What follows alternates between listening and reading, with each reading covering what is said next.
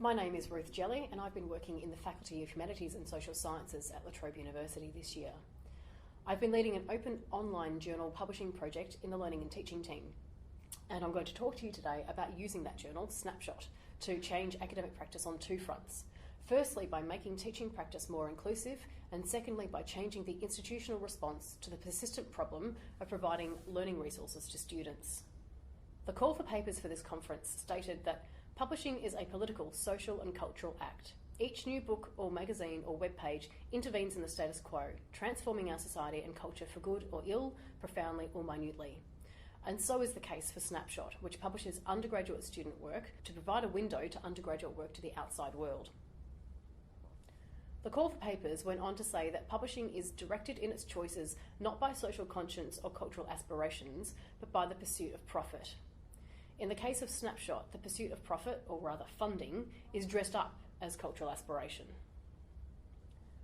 Snapshot leverages the cultural value that is ascribed to publishing as a means to increase student participation, or student enrolment, and student retention, that is, our ability to ensure that students remain until the end of their course. In his 2010 book, Merchants of Culture, John B. Thompson noted that writers are still endowed with a stature in our societies.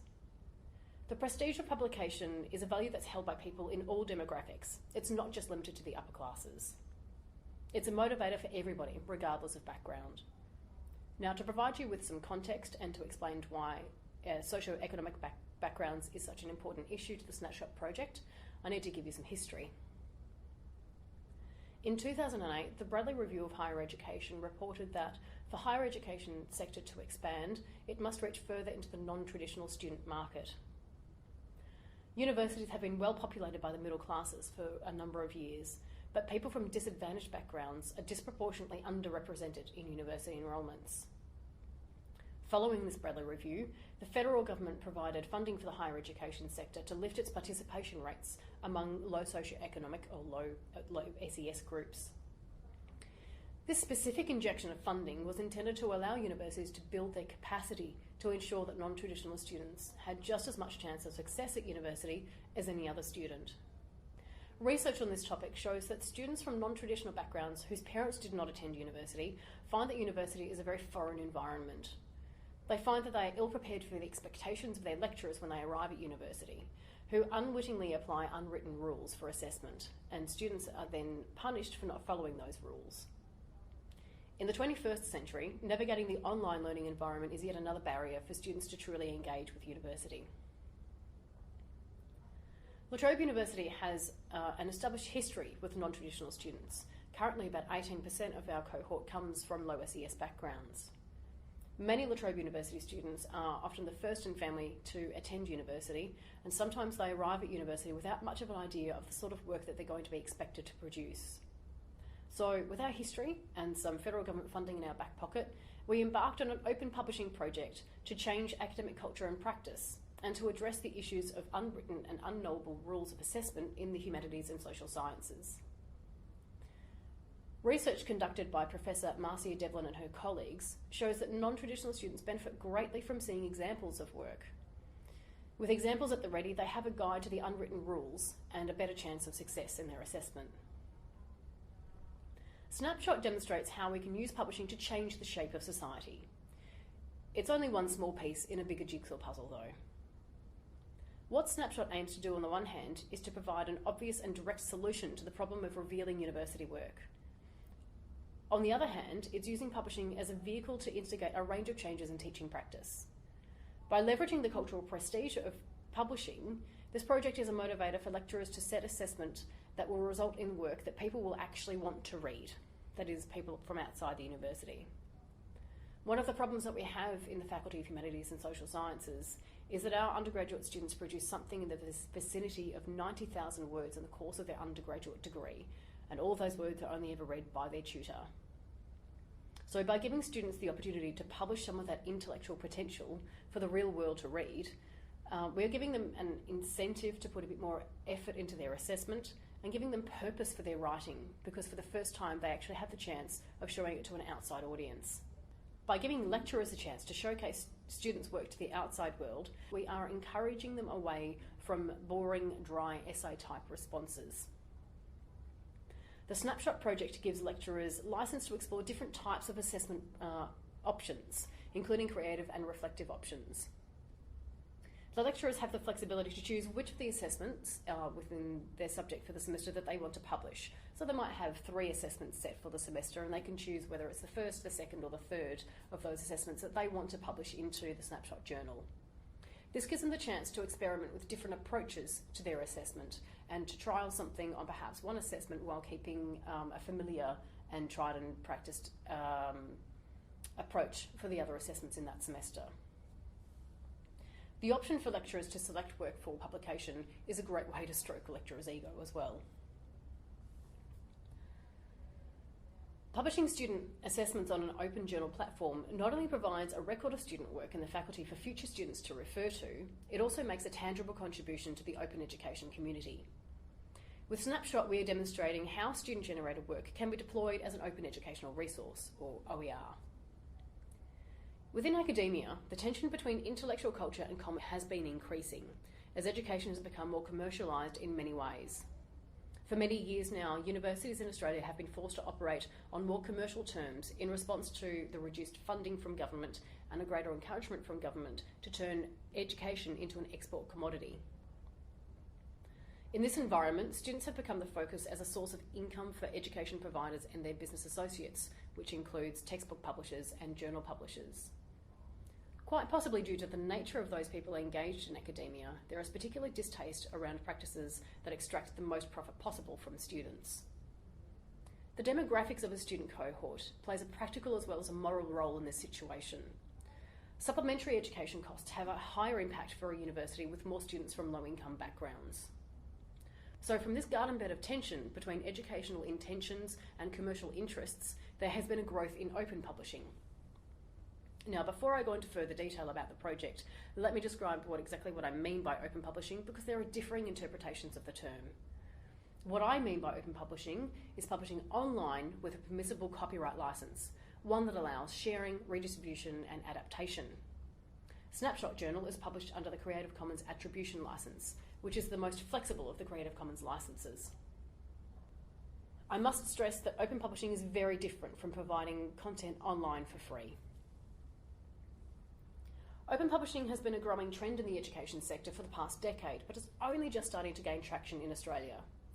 Initially, open education, or particularly OER, was conceived as a way to provide quality educational resources to developing countries for free. But it's now being used in developed countries as a reaction to the rising costs of education. OERs are seen as a legitimate alternative to traditionally published resources. For educators, the built-in redundancy of textbooks is discordant in the post-Bradley era. And for researchers, expensive subscription fees applied to work that they've produced, often funded by taxpayer-funded research grants, is a pressing moral issue. Reduced funding to the educational sector adds to this tension and leaves faculties in a more difficult position to provide the resources that their students need. Some faculties push the costs of these resources onto their students by making them purchase textbooks. Other faculties absorb the costs themselves by licensing materials online or in other ways for students and staff to have access to. Both of these options have poorer educational outcomes. Either students drop out because they can't afford textbooks, or the faculty is then unable to provide the other educational services because it's spent so much of its budget on providing licensed materials to their students and staff. This latter issue is compounded further by the perceived low quality of the resources that are being licensed by the faculty and the inability of those resources to be fully integrated into the university's online learning and management system, or LMS. In the 21st century, academics are facing increasing workload pressures.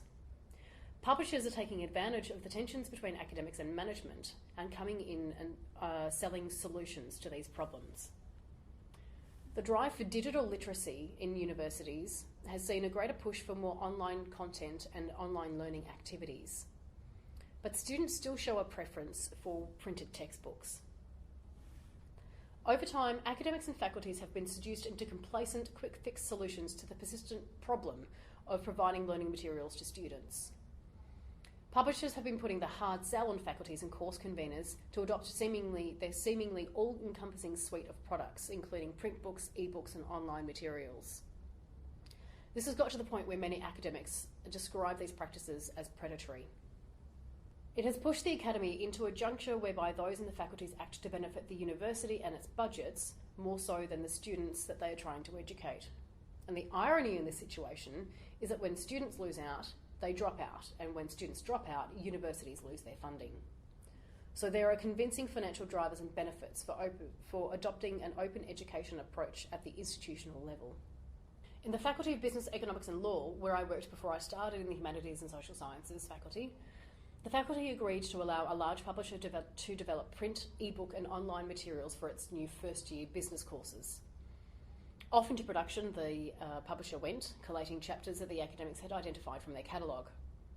At the same time, the faculty was actually starting up a pilot iPad program to provide iPads to its first-year students. And so it dictated to the publisher that the ebook versions had to be accessible on iPads.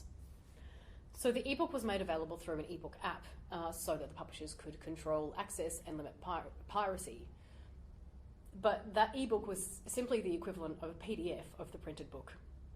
The design was not optimised for on-screen viewing, and there was no interactivity apart from the ability to take notes. The content was customised for the faculty, but it could not be linked to the LMS or learning management system in any simple fashion because of the requirement for students to purchase individual subscriptions to the electronic materials.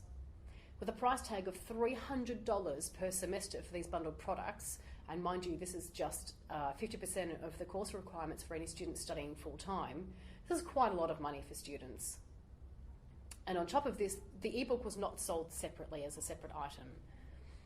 But students being students, they managed to find their own way around this, and rumour has it that they were pairing up to purchase the bundled materials, and one student would pay market price for the electronic access card. The Faculty of Health Sciences recently paid a large publisher in the vicinity of $250,000 in licensing fees for access to anatomy resources online for a number of years.